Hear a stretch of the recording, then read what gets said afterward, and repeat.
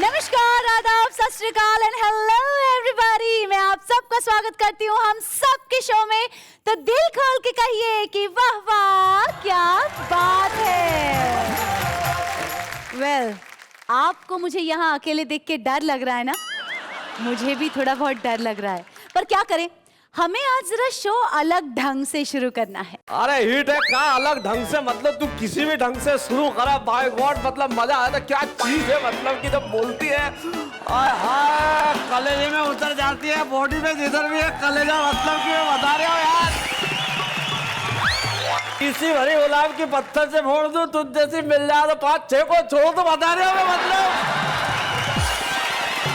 एक मिनट, ये क्या हो क्या रहा है? ये कविता का वाह वाह प्रोग्राम है। वाह वाह क्या बात है, ये क्या बात है? तो मैं क्या कोई कथा सुनाने आया हूँ या उसी में आ रहा हूँ? ये क्या, ये मेरे को तेरे को, ये क्या जाहिलों जैसी बातें कर रहे, अनपढ़ गवार।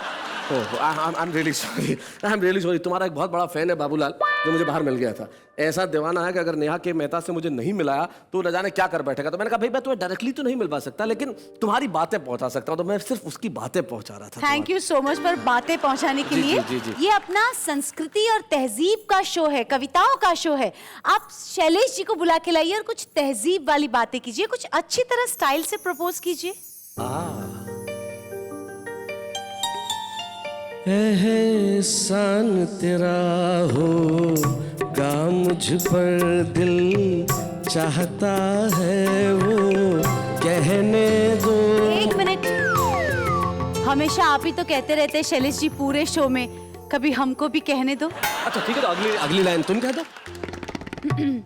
मुझे तुमसे मोहब्बत हो गई है, मुझे पलकों की छाँव में रहने दो। एहसान तेरा होगा मुझ पर। क्या चुप हो जा?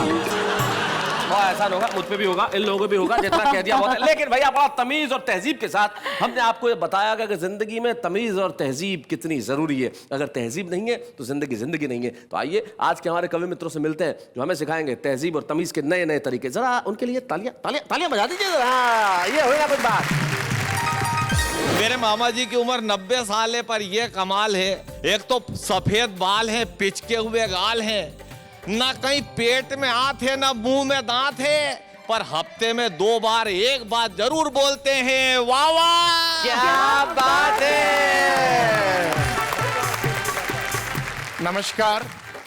आज के समाचारों में जिन्हें आप पढ़ चुके हैं कल के अखबारों में। बहुत अच्छे। पड़ोसी देश के राष्ट्रपति ने पत्रकारों को बताया कि अब हम भारत के विरुद्ध परमाणु बम बनाने का इरादा नहीं छोड़ेंगे।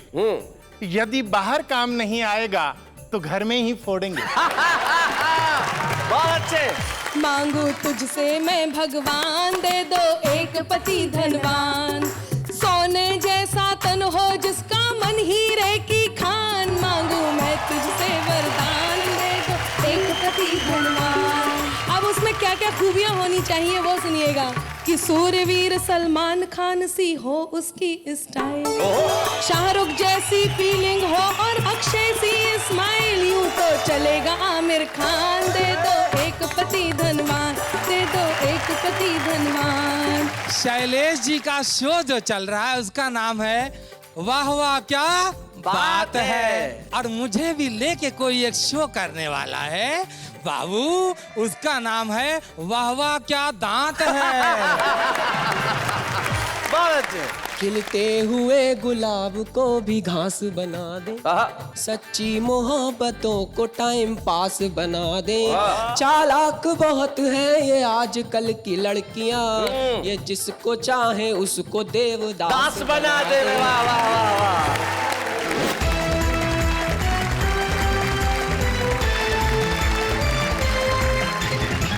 स्वागत है आपका वाह वाह क्या बात है, जहां हम बात कर रहे हैं तमीज और तहजीब की। जिंदगी में तमीज और तहजीब बड़ी जरूरी है साहब। देखिए ना, हमारे सामने 2 तहजीबें अलग अलग ढंग से बैठी है। इस तरफ ये जो पश्चिमी तहजीब सूट बूट में, और इस तरफ ये भारतीय तहजीब धोती में, और बीच में साड़ी में। ऐसा लग रहा है जैसे संस्कृति बैठी है। क्या बात है। मंच के कोने में जो पश्चिमी सभ्यता के सूट बूट में रंगे हुए बैठे हुए, इनका नाम शिव तूफान है, जो राजस्थान में एक कस्बा है ब्यावर, वहां से आते हैं और एक स्कूल के अंदर प्रधानाचार्य हैं। उनके पास जो बैठी है वो अनामिका अंबर है और हमें खुशी इस बात की कि अनामिका वाह वाह क्या बात है कि एक एपिसोड के अंदर छुपे रुस्तम के तौर पे आई और सारे हिंदुस्तान में इस तरह छा गई कि अब लोग कहते हैं भाई अनामिका को बुलाओ, अनामिका को बुलाओ, अनामिका को बुलाओ। तो हमने कहा बुलाओ, अनामिका अंबर हमारे सामने है और अनामिका के पास अशोक नागर जी भारतीय संस्कृति के बिल्कुल प्रतीक है। शाहजहांपुर मध्य प्रदेश से हमारे बीच में आते हैं, कविताएं भी करते हैं शौकिया और कथाएं भी पढ़ते हैं। आप कथाएं भी पढ़ते हैं? आप नहीं आए सिर्फ अभी तक। जी मैं भी आऊंगा कथा सुनने की जब मैं मेरी उम्र होगी। नेहा जी भी नहीं आई है अभी। आपकी कथा सुनने की उम्र है, जाया कीजिए। हाँ हाँ क्योंकि जीवन में कथाएं सुनना बड़ा जरूरी है। नागर साहब मैं बताता हूँ, कथा का एक किस्सा हो गया। जी। हुआ यूं कि मैं एक बचपन में एक बहुत छोटे से कस्बे में रहता था जिसका नाम था सिरोही। हाँ। वहां पे एक कथा पढ़ा रहे थे कोई आदमी। जी। तो अब वो दाढ़ी थी उनकी और हमारे यहाँ एक सबसे आगे लोग बैठे थे, तो एक भेड़ बकरियां जो चराने वाले जो होती है एक जाति, उसका व्यक्ति भी बैठा हुआ था। तो ये जो कथा पढ़ाते हुए, ये कथा पढ़ाते हुए शुरू हुई इस तरह, माता का जंगल से अपहरण हो गया, दुष्ट राक्षस माता को उठा के ले गया, दुष्ट राक्षस ने माता पे बहुत अत्याचार किए। अब ये जो सबसे आगे बैठा थे बूहू करके रो रहे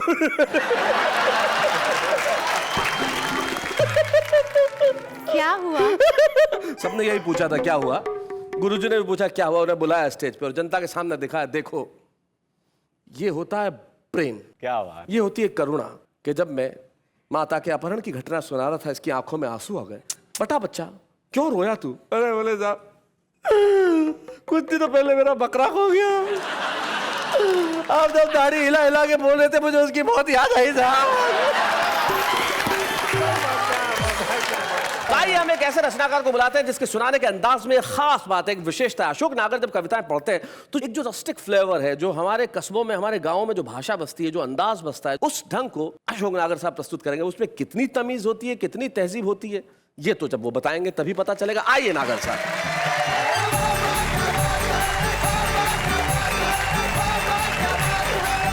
सब लोगों को प्रणाम। अनामिका जी के पास में मुझे बिठा दिया। सबसे पहली पीड़ा तो ये हुई, वो कह रही थी कि और कोई युवा कवि नहीं आए क्या? मैंने कहा तो 3 ही रहते हैं, मैं ही हूँ इधर। बड़ी मुश्किल से मैंने समझाया, मैंने कहा आपको डरने की कोई जरूरत नहीं, नए कानून बहुत कड़े हैं, किसी लड़की का पीछा करने से कोई फायदा नहीं है और अपन मुंह धोएंगे तब तक ये मेरठ पहुंच जाएगी, अपने को कोई फायदा नहीं है। बहुत अच्छा हुआ कि आप अपने आप ही समझ गए, वरना मैं आपसे यही कहती कि सांझ उम्र की हो चली, खत्म करो एहसास, प्रेम नहीं प्रेयर करो, ले लो तुम संन्यास, छोड़कर सारे काम, जपो तुम जैसी आराम। बिल्कुल आप सही कह रही है और मेरे में भी इतनी अकल तो है, मेरी उम्र मुझे खुद को तो दिख ही रही है। मेरे मामा जी की उम्र 90 साल है, पर यह कमाल है, एक तो सफेद बाल हैं, पिचके हुए गाल हैं, ना कहीं पेट में हाथ है ना मुंह में दांत है, पर हफ्ते में 2 बार एक बात जरूर बोलते हैं, वाह वाह क्या बात है। अब शैलेश जी जबरदस्ती नेहा जी को डरा रहते, बाबू पटेल बन के लाल रुमाल बांध के। हाँ देखो ना, आपको डरने की जरूरत नहीं है, ओरिजिनल बाबूलाल पटेल तो मेरे गांव में है और वो बाकी कोई काम नहीं करता, हमेशा चुनाव ही लड़ता है। देखो एक दिन मैं गया, ग्राम पंचायत के चुनाव चल रहे थे भाई साहब, प्रचार हो रहा, 300 रुपए रोज में छोरे काम कर रहे हैं और उनको काम ये दिया कि एक ही बात बोलना है, दिन भर जीतेगा भाई जीतेगा, बाबू पटेल जीतेगा। अच्छा। एक पीपल के पेड़ के नीचे 12x14 का रंगीन पोस्टर टंगा, आधे पोस्टर में बाबू पटेल का फोटो, नीचे लिखा बाबू पटेल जिताओ समिति। जिताओ समिति। अच्छा। मैंने एक छोरे से पूछा इस समिति में कौन कौन है? हाँ। इसकी मिसेस ने भगा दिया, घर से अकेला ही है। आधे पोस्टर में बाबूलाल पटेल की योग्यताएं लिखी, कर्मठ, योग्य, सुशील, पढ़े लिखे, ज्ञानी, समझदार, अनुभवी, आधी रात को हाजिर होने वाला नेता। उससे बचता बचाता घर गया, मेरे को नहीं पता कि ये चुनाव का बुखार सब जगह है, मेरे घर 25 आदमी खड़े, घर में घुसने की जगह नहीं। मैं जबरदस्ती घुसा तो एक चिल्लाया, नागर दादी कूदी है। अच्छा। मैंने कि दादी कूदी, तूने धक्का दिया, कि दादी ने च्यवनप्राश का डबल डोज लिया। अरे यार चुनाव में ही कूदी, मैं कूदने दे, बचेगी तो निकाल लेंगे, मैं पानी तो पी लूं, मेरे ही घर में तो जाने दे। अब आप मानेंगे मैं दूसरी बार घुसा तो एक दूसरा चिल्लाया साइड से, अरे खा भाईजान पंडित जी चाची लड़ रही है। मैंने कहा रिपोर्ट डाल, पिछले साल भी लड़ी थी। हाँ नहीं पिछले साल मेरे से लड़ी थी, इस साल तो चुनाव लड़ रहे हैं। तो मैंने कहा मेरे को क्या कह रही है, लड़ने दे, जीतेगी तो बधाई देंगे, हारेगी तो मोहल्ले वाले निपटेंगे, मैं पानी तो पी लूं। नेहा जी मैं उससे बात ही कर रहा था और इधर से एक लंगड़ा चला आ रही है। आते से ही बोला, जब बोला तब पता चला तोतला भी है। अरे क्या उतने ही बात कलता लेगा, मैं भी खला।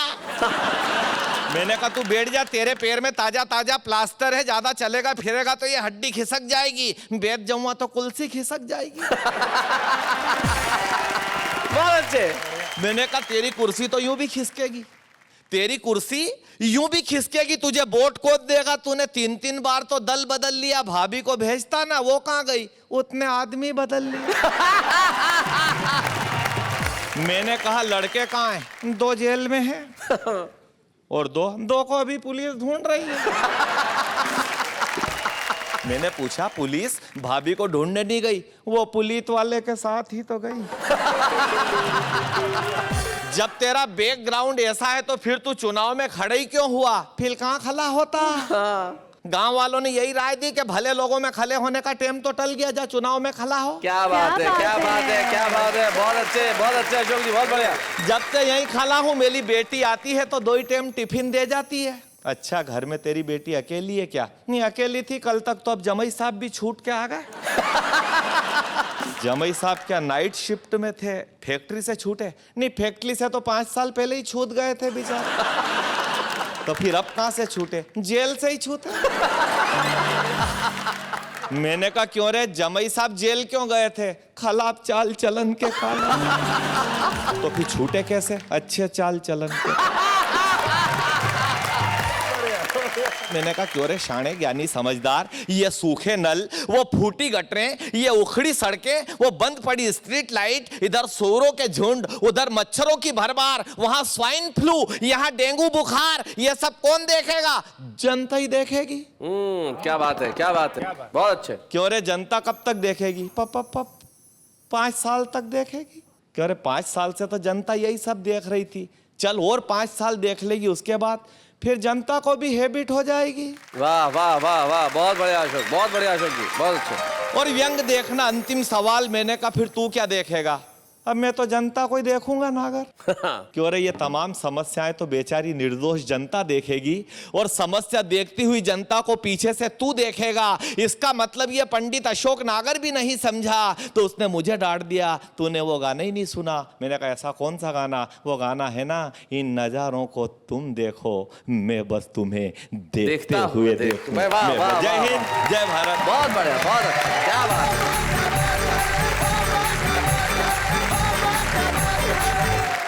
बहुत बढ़िया अशोक नागर जी, बहुत बढ़िया। आपने जिस ढंग से सुना, जो वाचिक परंपरा की जो हमारी कहन शैली है, उस कहन शैली को आपने प्रस्तुत किया। आपको पता नहीं है, ऐसा ही एक आदमी पान खरीदने चला गया, पान वाले से तहजीब की उम्मीद कर रहा था।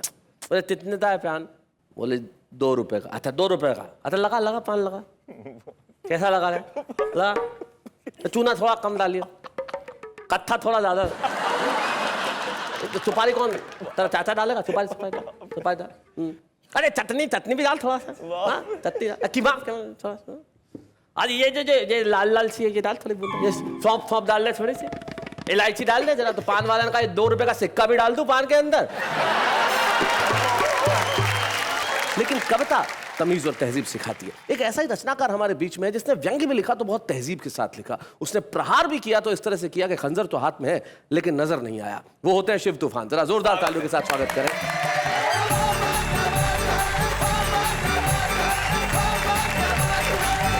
शैलेश जी, पूरा देश जानता है कि कवि सम्मेलनों के मंच से बहुत आगे निकल के आप आज देश दुनिया के नंबर 1 टीवी एंकर हो गए हैं। आपकी ये ऊंची उड़ान देख के अब तो मुझे भी हसीन सपने आने लगे। मैं हास्य व्यंग का कवि शिव तूफान एक सपना देखने लगा कि मैं समाचार वाचक बन गया हूं। अच्छा। तो किसी टीवी न्यूज चैनल पे शिव तूफान अपने व्यंग और कविता की शैली में अगर देश के समाचार आप तक पहुंचाएगा तो किस लहजे में पहुंचाएगा? सुना। बीते वक्त से इस पल तक, राजनीतिक दाव पेच और छल तक, प्रस्तुत है राष्ट्रीय समाचारों का नया चैनल कल तक। बहुत अच्छा, बहुत बढ़िया। नमस्कार। आज के समाचारों में जिन्हें आप पढ़ चुके हैं कल के अखबारों में। बहुत अच्छे। पड़ोसी देश के राष्ट्रपति ने पत्रकारों को बताया कि अब हम भारत के विरुद्ध परमाणु बम बनाने का इरादा नहीं छोड़ेंगे। यदि बाहर काम नहीं आएगा तो घर में ही फोड़ेंगे। बहुत अच्छे। अमेरिकन राष्ट्रपति ओबामा अगले सप्ताह भारत आएंगे।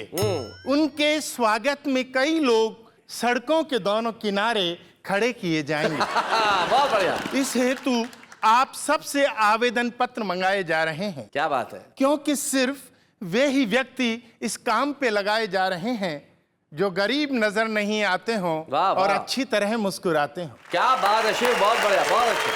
ताकि जब वे आएं तो पुराने कर्जों के बारे में कुछ न कहें और देश को नए कर्जे देते रहें। क्या बात है भाई, वाह, बहुत अच्छे। घाटी में कल रात अलग अलग घटनाओं में कुल 10 ही लोग मरे। 10 ही लोग मरे भाई, बहुत बढ़िया शिव, बहुत अच्छे। पत्रकारों के पूछने पर पुलिस महानिरीक्षक ने बताया, इसमें हम क्या करें? क्या बात है, वाह वाह वाह वाह वाह वाह, बहुत बढ़िया। किसी मंत्री ने पत्रकारों को बताया कि अब रेल दुर्घटनाओं में मरने वालों को 2 लाख रुपए दिए जाएंगे और हमें पूरा विश्वास है कि आने वाले समय में अधिक से अधिक लोग इस योजना का लाभ उठाएंगे। भाई बहुत अच्छे शिव, बढ़िया है। एक मंत्री ने अंतरराष्ट्रीय शिक्षा संबंधी कागजातों पर अपना अंगूठा लगाते हुए कहा, अच्छा, हम शिक्षा के माध्यम से देश को आगे बढ़ा रहे हैं, लेकिन अनपढ़ लोग इस देश को सर्वाधिक नुकसान पहुंचा रहे हैं। क्या बात है भाई, बहुत अच्छा, बहुत बढ़िया। फिल्म निर्माताओं ने सरकार से अनुरोध किया है कि हमें विधानसभाओं में बहस के दौरान शूटिंग करने की इजाजत दी जाए। अच्छा, ताकि मार धाड़ के दृश्यों को फिल्माने का हमारा खर्चा बच जाए। क्या बात है, बहुत अच्छा। एक अभिनेत्री ने इस वर्ष के अपने चौथे विवाह पर पत्रकारों को बताया जी, इस वर्ष के चौथे कि प्रेम के सागर में एक दिन पूरा देश डूब जाएगा। अच्छा, लेकिन मैं आपको ये नहीं बता पाऊंगी कि आपका नंबर कब आएगा। और अब खेल समाचार। ओलंपिक संघ ने भारतीय खिलाड़ियों को एक विशेष प्रमाण पत्र दिया। अच्छा, जिसमें लिखा था कि भारत ने सभी खेलों में उत्साहपूर्वक भाग लिया और दूसरे देशों को आगे बढ़ने का मौका दिया। बहुत अच्छे। 4 देशों की टेनिस प्रतियोगिता में भारत ने चौथा स्थान प्राप्त किया। वैसे गत बार भारत ने इस प्रतियोगिता में तीसरा स्थान प्राप्त किया था, क्योंकि तब कुल 3 ही टीमों ने भाग लिया था। क्या बात है, वाह वाह। एशियाई खेलों में भारत ने कबड्डी में स्वर्ण पदक पाया। अच्छा, क्योंकि एक दूसरे की टांग खींचने का भारतीय अनुभव खिलाड़ियों के बहुत काम आया। क्या बात है, बहुत बढ़िया। और अब हर बार मौसम संबंधी वही समाचार। वही समाचार। उपग्रह से प्राप्त एक चित्र के अनुसार अगले 24 घंटों के बारे में ऐसा अनुमान है कि देश के विभिन्न भागों में ठंडी या गर्म जैसी भी होंगी हवाएं चलेंगी। जैसी भी होगी। जहां नहीं चलेंगी वहां फिर कभी चलेंगी। और अब 4 महानगरों का तापमान। क्षमा कीजिए श्रीमान, तापमान के ताजा आंकड़े आज हमारे पास नहीं आए। अच्छा, इसलिए कृपया आप कल वाले तापमान से काम चलाएं। क्या बात है, बहुत बढ़िया, बहुत अच्छे।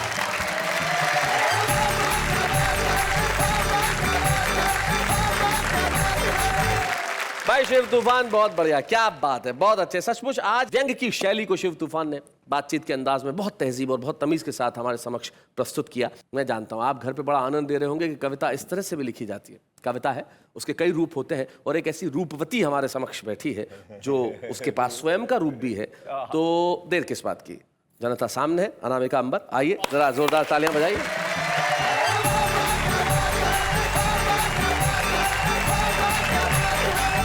दोहे आपके बीच रखती हूँ और अपना काव्य पाठ शुरू करती हूँ।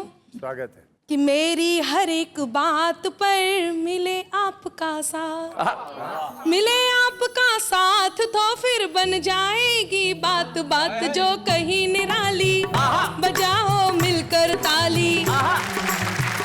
तो नेहा जी पंक्ति निवेदित करती हूँ कि मौसम बेईमान है, हो जाओ अलर्ट, स्मार्ट भंवरे कर रहे हैं कलियों के संग फ्लर्ट, लेकर कई बहाने आए हैं रंग जमाने।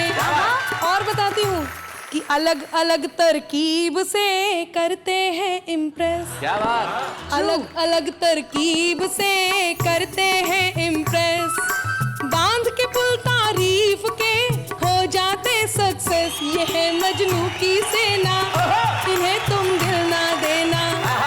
एक और इसी क्रम का दोहा आपको समर्पित करती हूँ, सुनिएगा, वो भी आप ही के लिए है जी। कि ना पारो ही खास है ना चंद्रमुखी ही खास, ना पारो ही खास है ना चंद्रमुखी ही खास, ये मॉडर्न देवदास है जो करते टाइम पास। सुनो ओ भोली पारो, पकड़ के इनको मारो, सुनो ओ भोली पारो, पकड़ के इनको मारो। बहुत बहुत धन्यवाद। पहले जब नारी अपने लिए वरदान मांगती थी, अपने लिए एक वर मांगती थी, तो वो किस प्रकार से मांगती थी क्या बात और आजकल की नारी किस प्रकार से मांगती है, तो मैं पहले बताती हूँ पहले नारी किस प्रकार से वर मांगती थी। जी। सुनिएगा। अपने मन मंदिर में सजा लूं एक छवि प्रभु राम की मांगू, वाह वाह, भक्ति के जैसा ही प्रेम जहाँ हो रीत सदा ब्रज धाम की मांगू, और भला क्या वर चाहूं बस एक कृपा अभिराम की मांगू, मैया बाबुल के मन भाए प्रीत उसी के नाम की क्या बात है, मांगू, वाह, वाह, मैया वाह। बाबुल के मन भाए प्रीत उसी के नाम की मांगू। आजकल नारी यदि वर मांगेगी तो वो किस प्रकार से मांगेगी, सुनिएगा। मांगू तुझसे ये वरदान, दे दो एक पति धनवान, मांगू तुझसे मैं भगवान, दे दो एक पति धनवान, सोने जैसा तन हो जिसका मन हीरे की खान, मांगू मैं तुझसे वरदान, दे दो एक पति धनवान। अब उसमें क्या क्या खूबियां होनी चाहिए वो सुनिएगा। कि सूर्यवीर सलमान खान सी हो उसकी स्टाइल, शाहरुख जैसी फीलिंग हो और अक्षय सी स्माइल, यूं तो चलेगा आमिर खान, दे दो एक पति धनवान। और उसमें क्या क्या खूबियां और होनी चाहिए वो बताती हूँ। कि गृह कार्यों में इंटरेस्टेड हो, वर्क करे जो हार्ड, और जेब में रहे हमेशा 10-20 क्रेडिट कार्ड, अकाउंट में नादान, दे दो एक पति धनवान। और पंक्तियां समर्पित करती हूँ। अशोक जी ध्यान से सुनिएगा, ध्यान से ही सुन रहा हूँ। मुझे बहुत अच्छे से पता है, भाभी जी बताती हैं जब वो बोलती हैं तो आप बहुत ध्यान से सुनते हैं।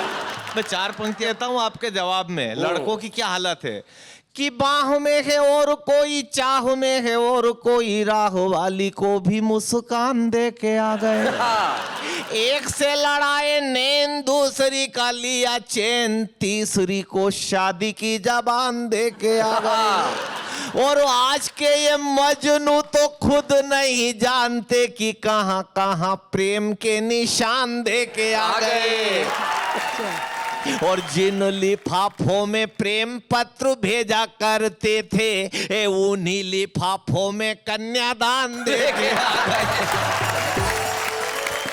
बहुत अच्छा। एक लड़के ने प्रपोज किया एक लड़की को, बोले मेरे पास मेरे दोस्त की तरह बंगला तो नहीं है, हाँ, मेरे पास उसकी तरह महंगी महंगी कारें नहीं है, मेरे पास उसकी तरह क्रेडिट कार्ड नहीं है, बहुत बड़ा बैलेंस नहीं है, लेकिन मेरे पास दिल है, दे दूं क्या? बोले दोस्त का नंबर दे। तो जिस देश में हाल ये है वहाँ यही गीत ठीक है। सुना कि आंखें नीची करके बोले नहीं वो सीना ताने, अगर प्यार से टॉमी कह दूं बुरा नहीं वो माने। कि आंखें नीची करके बोले नहीं वो सीना ताने, अगर प्यार से टॉमी कह दूं नहीं बुरा वो माने। दे दे इतना सा सम्मान, दे दो एक पति धनवान। और गीत का अंतिम बंद आपके बीच रखती हूँ, सुनिएगा। लेकिन टॉमी पे ने बड़ा मजा आया भाई। टॉमी पे इतना मजा क्यों आया? जरा जाहिर करें। वो प्यार से कुछ भी कह लो, अपने ही प्यार से पति कुछ हैं भी कह लो तो मर्द है, मर्द है।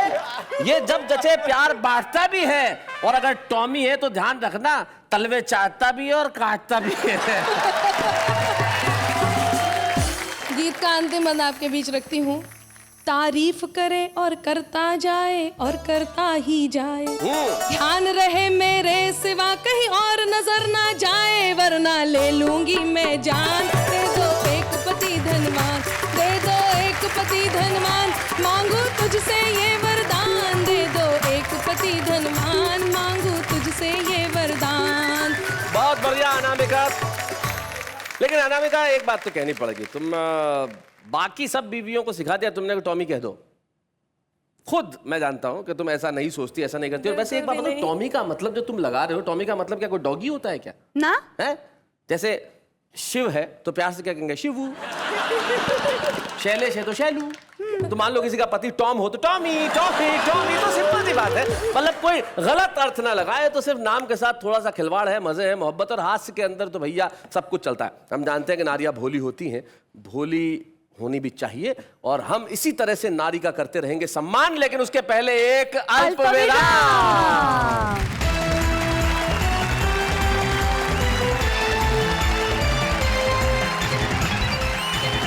तेरे घर के सामने से जनाजा निकला मेरा, तेरे घर के सामने से जनाजा निकला मेरा। पूछो क्यों? क्यों? रास्ता उधर से ही था।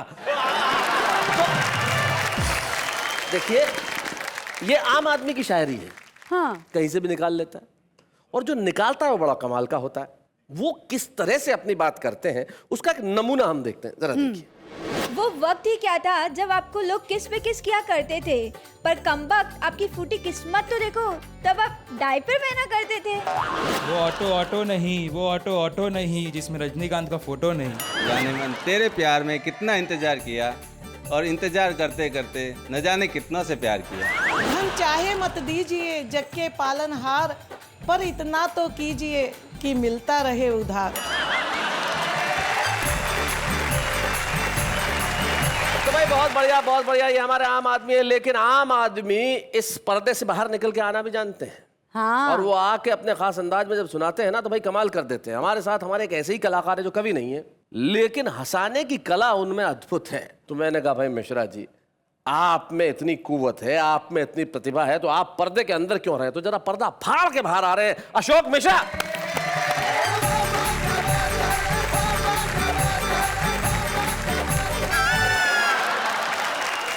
एक मिनट भाई साहब, आप क्या आते गिर क्यों गए? मतलब इस तरह से क्या हुआ? क्या सर, गिरा हुआ आदमी ही उठ के आगे चलता है। आम आदमी इस देश में बार बार गिरता है, ठोकर खाता है, लड़खड़ाता है, लेकिन खड़ा होकर कहता है वाह वाह क्या बात है। मेरा नाम अशोक मिश्रा है जी। मेरे देवरिया में एक डॉक्टर हैं। देवरिया उत्तर प्रदेश? देवरिया उत्तर प्रदेश जी। वो डॉक्टर हैं और उनके खुद के दांत इतने लंबे लंबे। अच्छा। और पूछा किस चीज के डॉक्टर हैं? बाबू, दांतों का डॉक्टर हूँ। तो मैं आप सभी को दांत जोड़कर प्रणाम करता हूँ। दांत जोड़कर, बहुत अच्छे। नेहा जी, एक शेर अपनी तरफ से आप पे मारूंगा। शेर। सीटी लगती हो जब तुम मुस्कुराती हो, मेरे दिल को बहुत ही ज्यादा तुम भाती हो। बहुत अच्छे। जी करता है आज शाम को डिनर कराऊं, जाइए। मगर कराऊंगा नहीं, क्योंकि सुना है तुम ठूस ठूस के खाती हो। अब यही दतोड़ा कवि यानी डॉक्टर मुझसे बोला, अशोक बाबू वाह वाह क्या बात से बुलावा आया है, मुझे जाके कविता सुनानी है। लो। तो मैंने कहा कौन सी कविता सुनाएंगे? तो उन्होंने एक कविता सुनाई, देखिए किस तरह से कि मंडप में कहने लगी, क्या बात है, आह मंडप में कहने लगी मुझसे मिस कपूर के मर्दों के मांग में क्यों भरते नहीं सिंदूर। तो हमने जवाब दिया के मर्दों के मांग में सिंदूर भरे जाते, दुनिया के सारे टकले कमारे रहे जाते, दुनिया के सारे टकले कमारे रहे जाते। मैंने कहा अरे ये कविता बहुत अच्छी है लेकिन ये आपकी नहीं है बेटा। अगर मैं किसी की बेटी को अपनी पत्नी बना सकता हूं तो क्या किसी की कविता नहीं सुना सकता हूं? तो दतोड़ा कवि को इसी के साथ दीजिए इजाजत। चले जी, आपने हमारी प्रतिभा को पहचाना। देखिए हमने जो आपकी प्रतिभा को जी पहचाना है, इसके पीछे ये दांत भी है जी। जो दांत की बहार दांत से टकराई जी। तो दतोड़े हमें तुम्हारी याद आई। अरे मैया, अरे मैया, तुमने किसी और की कविता सुनाई जी तो भगवान कसम ये जो दो दांत बाहर है जी थोड़ी देर में जमीन पे नजर आएंगे। तो इससे पहले कि ओरिजिनल कवि खुद आ जाए जी निकल लो। वाह वाह क्या दांत है, वाह वाह क्या दांत है, वाह वाह क्या दांत है। Thank you Ashok, thank you so much, thank you Ashok. भाई ये थे अशोक मिश्रा, बहुत बढ़िया। ये जो कैरेक्टर्स बनाने की कला है बहुत कम लोगों में होती है, लेकिन अशोक ने एक बहुत खूबसूरत कैरेक्टर बनाया दतोड़ा, और बड़ी तहजीब और तमीज के साथ। ये लोग दांत के दर्द से बड़ा परेशान होते हैं। मुझे याद है हुल्लड़ मुरादाबादी साहब एक जमाने में कहा करते थे कि एक दांतों के डॉक्टर के पास एक बुढ़िया चली गई। बोले माता जी थोड़ा मुंह खोल लीजिए, बोले आ, और खोल लीजिए, आ, और खोल लीजिए, आ, थोड़ा सा और खोलिए, आ। अबे मुंह क्या मुंह में बैठ के दांत निकालेगा? कितना खुलवाएगा? दर्द जिंदगी में कहीं भी किसी भी तरह से उत्पन्न हो सकता है, लेकिन हम बड़े तमीज, तहजीब और एहतराम के साथ आपको ये कहना चाहते हैं कि आपकी जिंदगी में अगर दर्द होगा तो उसे हम दूर कर देंगे। दूर करेंगे कविताओं से, और करते रहेंगे हम हास्य का एहतराम। लेकिन उसके पहले एक अल्प विराम।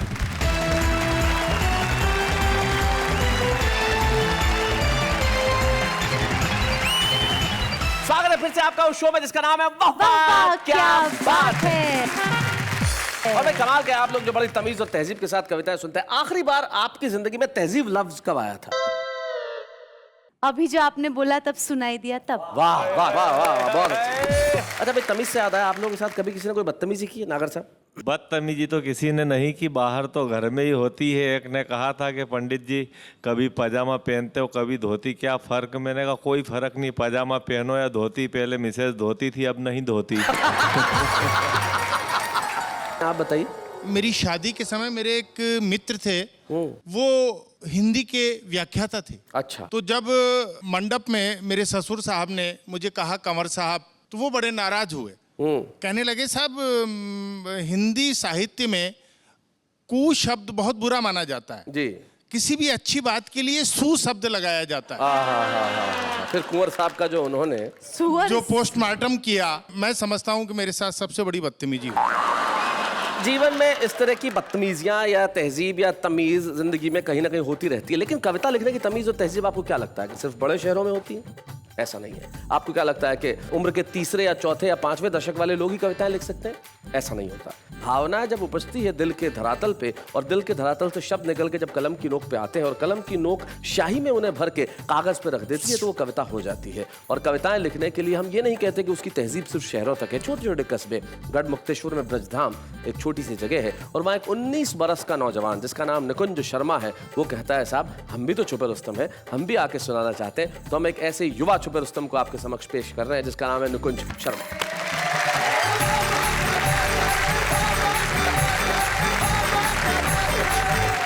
हास्य के माध्यम से मैं प्रेम और प्यार की बातें करता हूँ जी। प्रेम एक ऐसी टैबलेट है साहब कि जिसका एडवांटेज बाद में मिलता है, साइड इफेक्ट पहले होते हैं।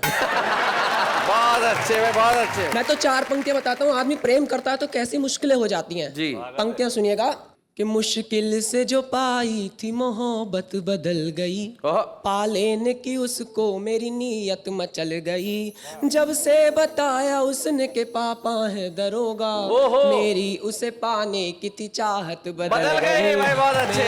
उसे पाने की थी चाहत बदल गई। एक मिनट, वो तुम्हारी दीदी कुछ कह रही है। एक छोटी सी सलाह मैं तुम्हें दूंगी निकुंज जी, कि मोहब्बत जिनको होती है मुकद्दर रूठ जाता है, मुसाफिर संग जो चलता सफर में छूट जाता है, इसलिए दिलों से खेलने मत दो कभी नादान लोगों को, खिलौना कांच का है ये कि अक्सर टूट जाता है। क्या है? रास्ते में जो मिल जाए वो अक्सर छूट जाती है, और बाप दरोगा हो तो दिल नहीं हड्डियां टूट जाती हैं। ये सलाह दो उसको। जी नहीं अनामिका जी, मैं भी उत्तर प्रदेश से हूँ, मैं भी आपको उत्तर देने नहीं रहूंगा जी। कि प्यार के बदले प्यार मिले ये रीत कहाँ अब दुनिया में। संग संग उम्र बिताने वाले मीत कहाँ अब दुनिया में, मन का मर्म जो समझे बांटे दुख सुख दोनों जीवन के, बस जिस्मों के आकर्षण है प्रीत कहाँ अब दुनिया में। बिल्कुल सही कहा। बस जिस्मों के आकर्षण है। भाई बहुत अच्छा, बहुत बढ़िया तुमने लाइनें बड़ी, सारे जमाने को इसने दिखा दिया, आखिर इस छोटे से बच्चे ने आंटी को सिखा दिया। भाई क्या बात है, बहुत बढ़िया, बहुत। 4 पंक्तियां और देखिएगा कि आजकल की लड़कियां किस तरह की हैं। जी जी। लड़कियों पे नहीं, कि खिलते हुए गुलाब को भी घास बना दे, सच्ची मोहब्बतों को टाइम पास बना दे, चालाक बहुत है ये आजकल की लड़कियां, ये जिसको चाहे उसको देवदास बना दे। और प्यार में जब तक 2-4 बार कुटाई नहीं हो जाती ना पट्टे की, तो लोग बात मानते ही नहीं है कि अगले का प्यार सच्चा है। मैं तो 4 पंक्ति पढ़ता हूँ। तेरा अजीज खुद को बनाने में रह गए, खर्चों के बिल को तेरे चुकाने में रह गए, तोड़ा है जब से मुझको दरोगा ने जेल में, जब से थे जितने इश्क के थाने में रह गए। बहुत अच्छे। एक प्रयोग का गीत मैं आपको सुनाता हूँ जी, कि अगर जंगल में चुनाव होने लगे, जंगल में मतदान हो तो कैसी स्थिति हो जाएगी, कैसे सारे प्रत्याशी अपने वोटरों को लुभाएंगे। उस गीत से आप लोगों को जोड़ने की कोशिश करता हूँ जी। कि आया जंगल में मतदान, हो गई जमकर खींचातान, हो गई जमकर खींचातान, करती सिचुएशन हैरान। आया जंगल में मतदान, हो गई जमकर खींचातान, बिल्ली सयानी बोली घर सत्ता में जो मैं आई, अच्छा बिना सब्सिडी होगी चूहों की सस्ती सप्लाई, बुल्लों का होगा सम्मान। आया जंगल में मतदान, आया जंगल में मतदान, हो गई जमकर खींचातान।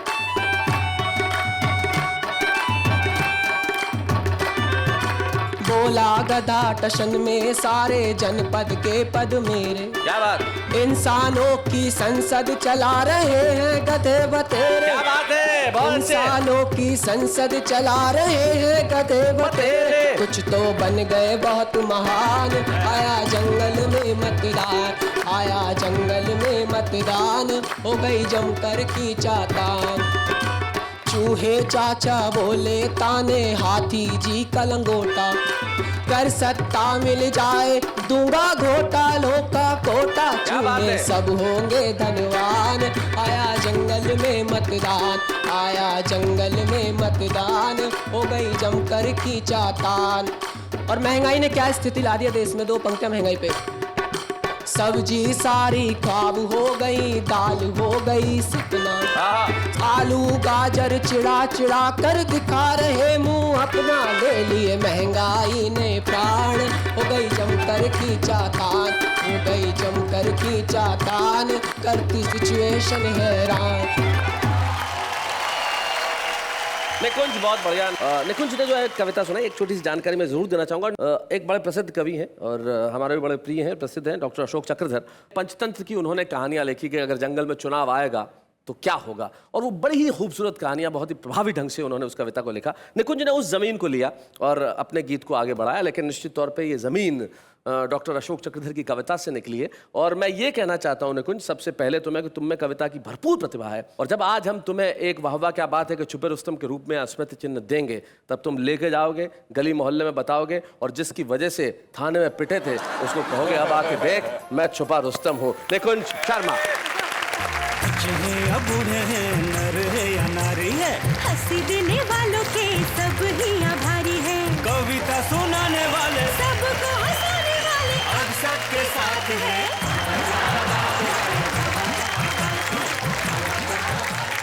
बहुत अच्छा लगा, पहली बार किसी छुपे रुस्तम ने नेहा के पांव छुए, बहुत अच्छा लगा। बहुत अच्छा लगा। कई सारे कवि छूना चाहते हैं, लेकिन निकुंज ने हिम्मत की, इसके लिए हम इसको बहुत बहुत धन्यवाद देना चाहते हैं और बधाई भी देना चाहते हैं। लेकिन ये हिम्मत इस देश की पीढ़ी में है, शायद पूरी दुनिया में सिर्फ यही देश है जहां बड़ों के पांव छूने की परंपरा है। और हमारी इसी संस्कृति, इसी तहजीब, इसी तमीज और इसी उल्लास का नाम कविता है, जहां मिलके कहते हैं वाह वाह क्या बात